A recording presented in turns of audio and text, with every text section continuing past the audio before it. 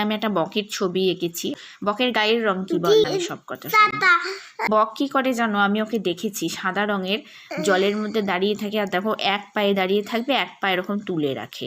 চলার সময় দুই পায়েই হাঁটে, কিন্তু নদীর জলে যখন নামে তখন একটা পা তুলে রাখে। মনে হয় বকের ঠান্ডা লাগে জানো। আর মাছ তো ওকে খেতেই হবে, তার জন্য যখন মাছটা লাফায় না, মাঝে মাঝে দেখেছো তো মাছ লাফায়, তখন এই বক কী করে জানো, ঠোঁট দিয়ে ধরে খেয়ে ফেলে।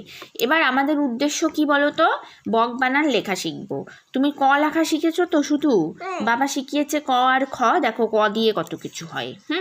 দেখো বক, তুমি শুনে বলো তো, বক বানানে কি দিয়ে শুরু হবে, শুনে বলো। বক ব দিয়ে, হ্যাঁ এতটুকু তো তুমি শুনে বুঝতেই পারছো, যে কোনো বাচ্চা পারবে।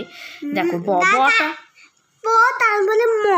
না, ব তারপরে ক, ব এইরকম করে নিয়ে বক বানান, তাহলে কি হবে, ব আর ক।